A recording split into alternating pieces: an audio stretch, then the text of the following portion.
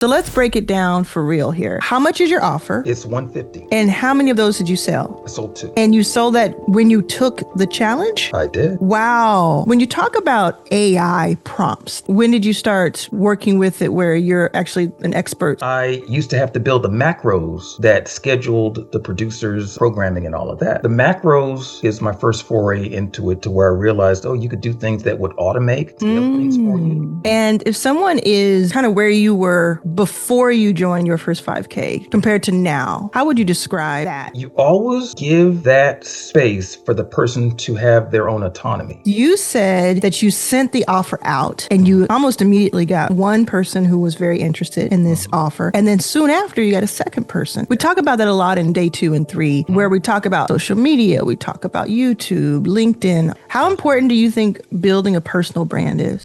So let's break it down for real here. Okay. How much is your offer? It's $150. And how many of those did you sell? I sold 2.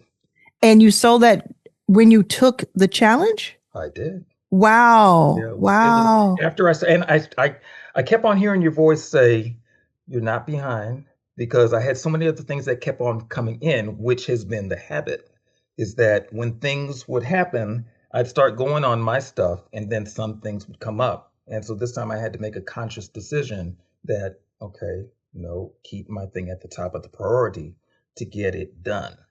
Yes. So yeah, so it was after I started. Okay, so if someone is not familiar with your first 5K, the club, talk a little bit about it. What drew you to it to begin with? It's funny enough. I've seen you in interviews before, and then one of my friends and clients said, "Hey, have you heard about Arlan?" I was like, "Yeah, I've heard about Arlan." And so she's like, "Oh yeah, I'm in her community and this Kim." And she's like, "I'm in her community and all that." And she's like, "Oh, I think that it would be great for you to pop in here, because of this challenge." And I said, "Okay, great." So she sent me the information, and then I went ahead and clicked on it. And then I saw that you had the monthly or the annual. And Yes. the annual was more of a no-brainer for me. And I hate monthly because I never know when something's coming through. So I'm like, let me just get the annual done. Yeah. I've heard your content before. I'm like, it's worth that and then some. So let me just go on ahead and do it. And so that's how I ended up in there. And then I went through, looked at the rules, missed the one about the all caps. So I got that. We don't like straight. an all caps title in our community. Very good, very good. Right. But yeah, no, I've been going through there, loving the way that everybody supports each other. I think that Yeah. is awesome. Love the way that you show up in there, and then the information that you give. I love the way that you just constantly pour, and that resonates with me because that's how I do. Yeah, it sounds like it. $50 today could always go up, but what is it? It's mastering AI prompts. It's the beginner's edition, and so we dive into how you think through the AI prompting, how you structure them, how you set your personas up and all of that, how you anchor. So it's based on that individual's needs. Yeah. And so is it delivered through a one-on-one, or how is it delivered? I do a cohort of 1 to 4. Wonderful. Yeah. I love that. So it's $150. You're just in this very small group. They get that access to you. Is it delivered over an hour or over time? How does that work? It's over an hour because I had to make a commitment to myself not to go beyond an hour. Yeah. Because I will go in there and stay in there for all day. Yeah. I love doing that kind of thing. So yeah. And a lot of times our clients, we don't realize they just want the answers. They want the solution. So they don't necessarily want to spend 5 hours with us necessarily. Correct. And we think, if we give them more information, if we give them more time, that's it. The value is in that convenience and that shorten that gap to knowledge. Absolutely. That's usually what helps people. Convenience and being smarter than they were when they walked in. That's very good. So $150. When you talk about this 5-day challenge, so day 1 of the 5-day challenge is come up with your offer. You were talking about how you used my custom GPT, which is what you get to use when you're inside of the membership. You used that. You had some back and forth with it. And it had been years of you trying to figure out this exact kind of offer, right? Is that what you said earlier? No. For years, I've always put my stuff on the back burner and done clients' things. Every time that I would go to do my own personal thing, a client project would come up. So then I'm like, okay, I'll get to that later. Yeah. So this go around, I said, this is the later. I'm doing it now. So I jumped into your challenge and leveraged your challenge to force me to do what I was supposed to do for myself for years. Love that. So day one is figure out your offer. Day two is Mhm. promote your offer. Day three is if you don't know who to promote to, how do you build an audience? So I want to talk about this day twos and threes, right? Mhm. Because you said that you sent the offer out and Mhm. you almost immediately got one person who was very interested in this Mhm. offer. And then soon after, you got a second person. Who did you send it to? Like, where did you know to post this? I sent it to folks who I already knew inside of my Mhm. text messages, inside of Facebook groups, inside of Messenger. Folks who Yeah. have either A, already purchased from me before, or folks who have expressed an interest in next time that you're doing something, I want to know about it. So I went ahead and did it. Yeah. And then folks Yeah. that I knew who were in my, contacts list on my phone. So everybody got something from me. Yeah. We Yeah. talk about that a lot in day two and three, where Hmm. we talk about, of course, social media. We talk about YouTube, LinkedIn, all of that. But we also talk about the fact that there's somebody in your phone right now who needs what you have to offer. I Yes. think for a lot of people, especially people who are a little more seasoned and they have sold before, I think people get a little worried about reputation or about Hmm. even that feeling of I'm going to sell to my friends. Can you speak to that a little bit? Absolutely. I believe that when you know that you have value to offer, and I know that my training is valuable, then you have a moral responsibility to share it with everybody that you know because it's going to help them out. Now, if it's not something that you can see that it's going to help them, okay, then that's probably a problem. You need to work on that.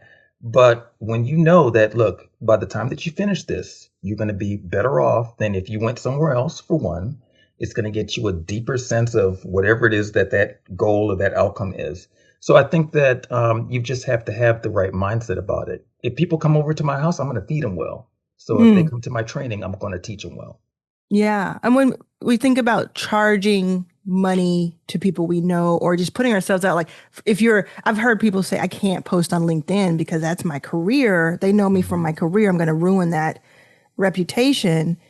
I think today it's like we all know that we can't like count on certain corporations to keep us employed. No, no, And yeah, people are building personal brands because of it. How important absolutely. do you think building a personal brand is? I think it's extremely important, mainly because you're always going to take that with you. Mm, You can be inside of a corporation and you could be a great cog in the wheel and nothing against that. And I think it's great, and wherever you are, be the best you that you can be. But when all is said and done, once you leave that or they exit you from it, if they downsize or whatever the thing is, if you've not built up your own personal brand to where folks know you and they know that you deliver quality in whatever it is that you do, then you have to start over from scratch. And then you still have to either A, fall underneath somebody else's umbrella, or you're going to have to build yourself for other folks to know who you are. So I think hmm. that it's extremely important to do that. Yeah, and you can start off slowly if you don't want to be in direct conflict with your company and like they're looking at you. You can start off slowly. You don't have to necessarily have an offer right away, but start Hmm. that thought leadership. Start that having that opinion, forming that opinion, and forming it in real time in public, and it will pay off for you in the long run. That long tail, because you don't know where you're going to be in 5 years. You don't know Right. where any of us are going to be in 5 years, right? So it's important. When you talk about AI prompts, that is what you're working on. How long have you worked with AI? You know, AI has been around since the 50s, what, late 40s, early 50s. So I've recognized that we've been all working with AI since I started on computers. It's just that the way that it shows up now is a little bit more different. It's more intentional. Folks are realizing what can be done with it. But, so I think that I've always worked with it. They just now have it termed as AI. Mm. Yeah. And then when did you start working with it where you're actually an expert selling this kind of offer? Hmm, that's a good question. I could say it like this. Okay, so my background is media, and I remember I used to have to, I was interim program director for a major company back in the day when I started out. And I used to have to build the macros that scheduled the producers' programming and all of that. The macros, I think, is my first foray into it to where I realized, oh, you could do things that would automate and scale things for you. Mm, So, and I had about 1,500 producers that I was responsible for to make sure that their stuff was airing. So that helped when it came to what we do now. So yes. I just apply what I knew from then to the AI in my questioning and prompting, and it works out beautifully. Incredible. Mhm. And if someone is kind of where you were before you joined your first 5K, just wherever Mhm. you feel like you had any blocker Mhm. compared to now, how would you describe that and what they might get out of it?